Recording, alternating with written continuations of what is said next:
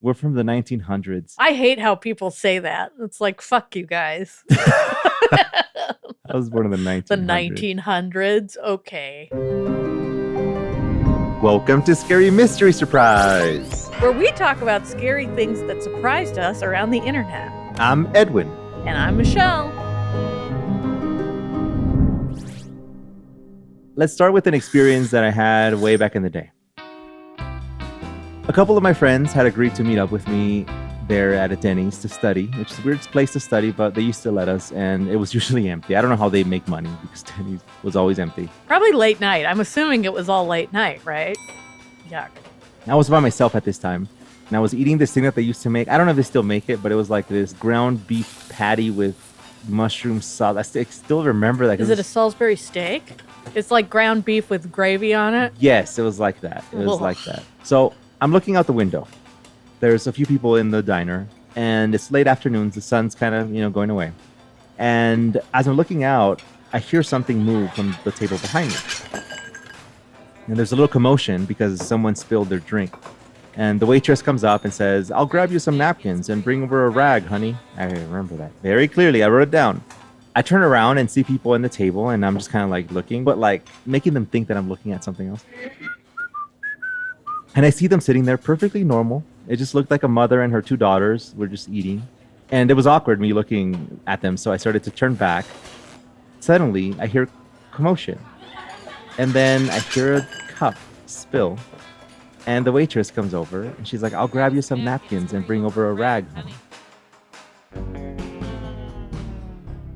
I'm thinking, didn't this just happen? The level of confusion I felt was just this weird, what is this?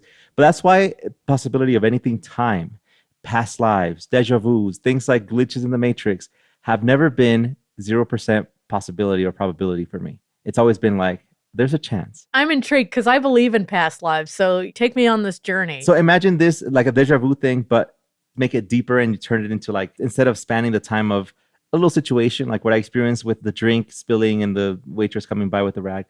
Imagine this being like a whole life thing, right? Where you're living through something, but you actually really did live through that. Basically living another life. Anyway, this deja vu thing really made sense because they say that your brain takes note of things. And sometimes you don't really remember them, but they're in your memory somewhere. They're stored there. So when you see it again, it feels like it's your first time seeing it, but there's like that memory of it. But if anything, this kind of theory would support the idea if you're a kid, you haven't experienced much of anything. Those kids that like, oh, I was in war. Right? It was that like know that. all these things that adults wouldn't tell kids. There's a story, it's a story of little Ryan. It's a story of past lives that I found that was very interesting. Little Ryan was born to a Baptist family in Oklahoma, and his case became famous for something that still to this day has no explanation. Ryan's mom would sometimes hear him play in his room. And when Ryan was 4, his mom began to hear him take part of an interesting game where he would direct imaginary movies. No, you've got to go in for the kiss. Like this. Everybody quiet off that. God. From his room, one could hear him say action, just like in the movie director would in real life. Now, things turned a bit more serious when he started waking up his family with screams. He would just wake up like clutching his chest. And his explanations were always the same. He had a dream that his heart had exploded in Hollywood. Oh, shit. Now, Ryan was taken to the doctor, who said that they were simple night terrors and made their typical suggestions for get better sleep, take your vitamin D. But then things once again took a turn. One night, before going to bed, Ryan looked up to his mother and said, "Mama, I think I used to be someone else." And then he began to tell the story of what he believed was the life of someone else. He said that he would remember a swimming pool outside of a big white house. And he became emotional after saying that he had 3 sons, but could not remember their names. Wow. Obviously, the family's like, what? Sure, kid. Would you believe a kid telling you that? Oh, 100%. I'd want to know everything they were saying. I would be that parent that's like, research time, tell me everything, to the internet. And that's what the mother did. She started searching. To help her son, she purchased a book. She bought a book about Hollywood and brought them to Ryan to look over. And soon, she got her answers. In a book about the movie Night After Night, Ryan noticed there was 2 men in a picture and told his mom, "That's George. We did a picture together." Oh my God. And then he said, "And that guy's me. I found me." The photos in the book had no name of the people that were photographed, but it was later confirmed through some of the mother's research that indeed that man he had pointed to was named George Raft. The one that he said, "That's me," it was the talent agent, Marty Martin. Huh. Ryan's mother got in touch with Marty's daughter, who was able to confirm facts that only she would have known about her father, like no one else. And Marty did have 3 sons. Marty was a Broadway dancer and worked at a talent agency. And Ryan even said that his old address had a rock in its name. And in fact, the address, when they looked this up, Marty used to live was 825 North Roxbury Drive in Beverly Hills. Marty had died in a hospital in 1964. Imagine that. Bizarre. Stories of the subject can still be found on the internet. If you look up, this guy's name was Ryan Hammonds. Mm-hmm. This is another story. December 11th, 1926, a woman by the name of Shanti Devi was born in Delhi, India. She would tell stories of her past life in a town she had never been to before. She started telling her family that her name was something else and that she had died after childbirth. In fact, she was able to detail like labor pains and surgical procedures that she had gone through. Oof. Claims of her having lived in Mathura, 75 miles away from her current home, eventually made their way through the country and caught the attention of Mahatma Gandhi. She was able to remember the husband's name, who was still alive right where she said he would be. And yeah, he was there. And she even explained what it was like in the afterlife. Many of the facts that she said throughout her story were able to be confirmed. And it was one of those shock the nation type of stories but also India is known for this, right? That they believe this. Yeah, they are all about past lives. Bruce and Andrea Leininger from California welcomed their son, James, on April 10th, 1998, and then moved to Lafayette, Louisiana, where James grew up. When he was about 2 years old, he started having nightmares that would wake him, and he would scream and be crying and everything. The parents would find him kicking and screaming as if he was trapped somewhere. And they claimed to hear him say, "Airplane crash, plane on fire, little man can't get out." These events continued. Eventually, his mother asked who the little man in the plane was, and James simply answered with, "Me."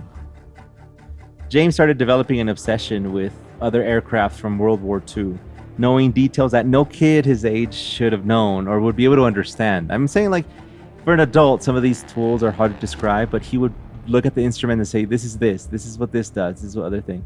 And then one afternoon, he looked at his mother and said, "Mama, before I was born, I was a pilot, and my airplane got shot down in the engine and crashed in the water, and that's how I died."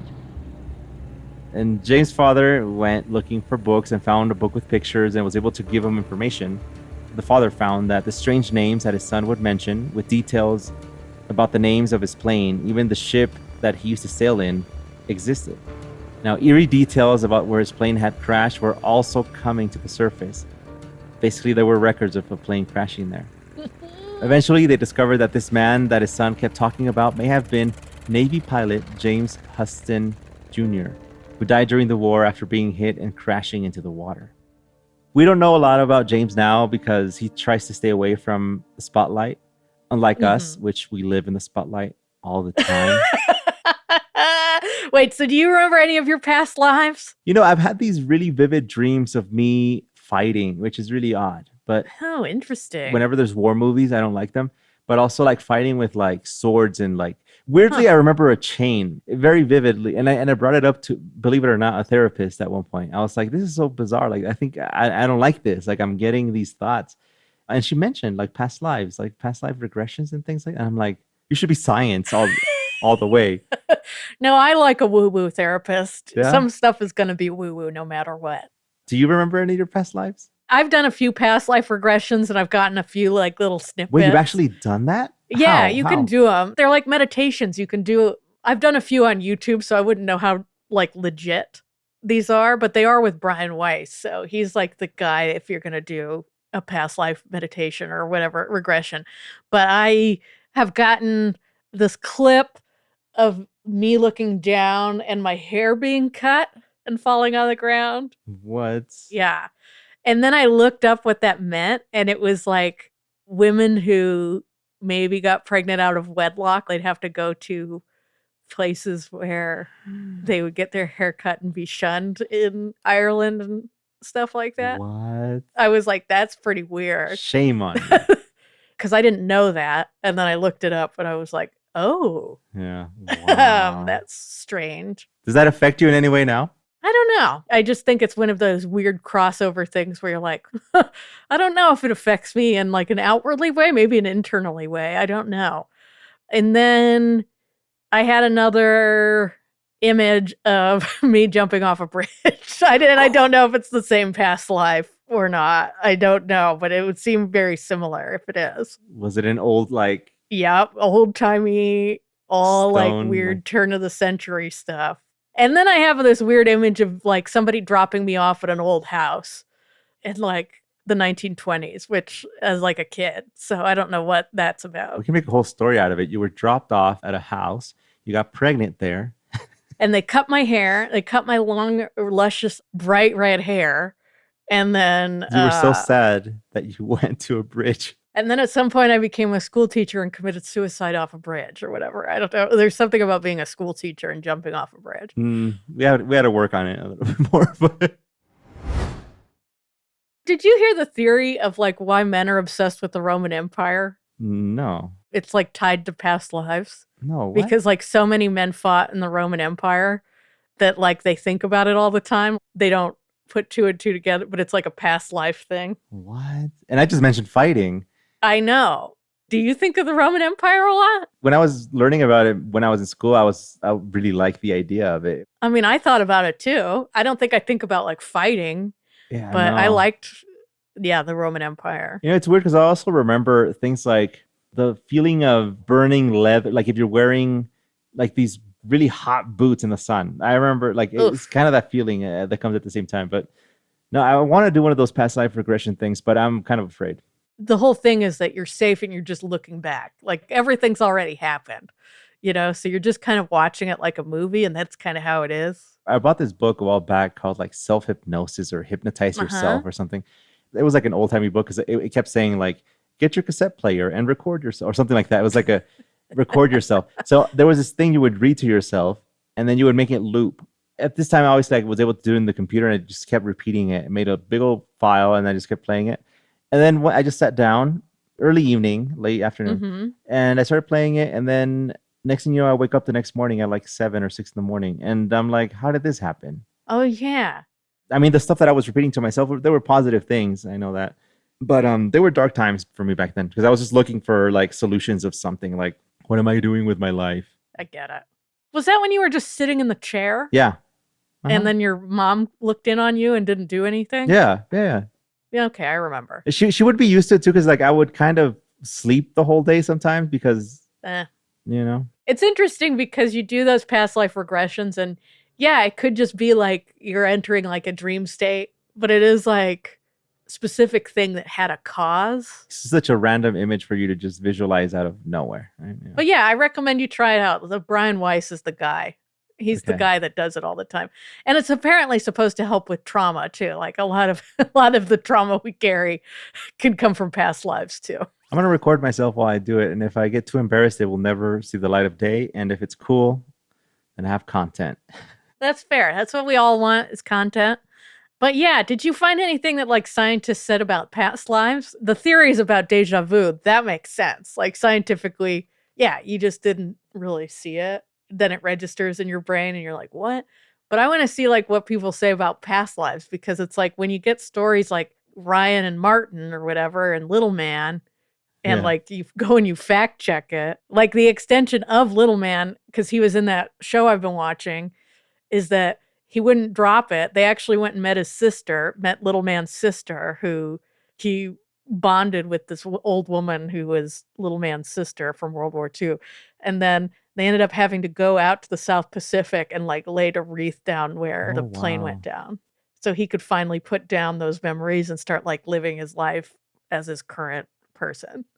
Well, what is that if it's not a past life? Like, why did that kid pick up on that so much and know all these things? Science has its limits too, right? Like when you try to find the answer to something that we are not close to figuring out yet.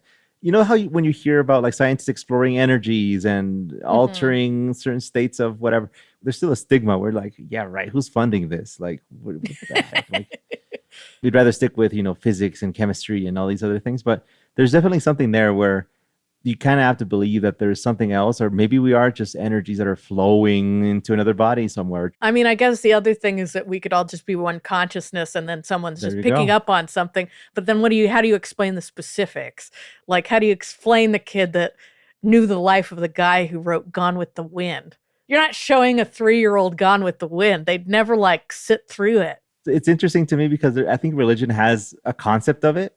Even if it says your spirit returns to, maybe you go to heaven after, they're referring to something, a part of you that goes, your soul goes or whatever. People, in India who believe in reincarnation, you die, but you come back as some other thing. During that stage of my life when I was like researching all these things and going to church and trying to sort things out and everything, I came across this book. Basically, it's this guy, he's so frustrated with his life that he starts writing to God, supposedly. And then he, in his mind, starts writing, like his pen starts moving on its own. Like basically he's writing for someone else. He starts getting all these messages and answers to things that in no way he would know on his own. Like he would just, where is this coming from? Part of that set of studies, there's 3 books in it. They talk about how we are really just infinite beings that choose where they want to go back to and choose who they want to interact with. To me, it was a creepy thing because I'm like, this could be true, but I don't want to turn into one of those, crazies on the internet talking about this all the time. And here I am. And the moral of the story is here we are, and we're not quite coast to coast yet. We're not quite Joe Rogan yet. We're not there. We're not there yet, but we're not there yet. But we'd be happy for their audiences, for their money. I'll take it. Well, this got off topic. But anyway, there's no answer to past lives. I mean, not that I even researched it, because it's just, what are scientists going to say? Like, oh yeah, well, you used to live this. Energies, I think, could be able to explain this. They can transcend time and all that, maybe. I don't know. But anyway, from these cases that I mentioned of past lives, there are only a few of the hundreds of stuff that Maddie and I found online. Oh, there's so many out there. And I do recommend, let me find the name of that show. Yeah. The Ghost Inside My Child. It really is called that. I like the keyword used, ghost. Yeah, I mean, Ghost Inside My Child. But yes, it's on Discovery Plus. It's pretty good. For some people, these stories might just be the proof you need to believe that those who walk among us, in fact, may have been here before. Or perhaps it's all you need to reassure you that maybe you have been here as well.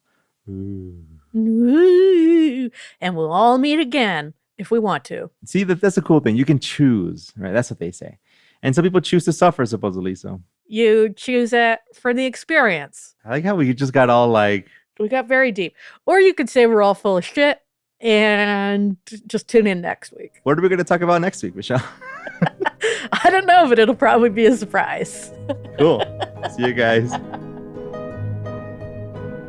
Scary Mystery Surprise is hosted by Michelle Newman and Edwin Covarrubias.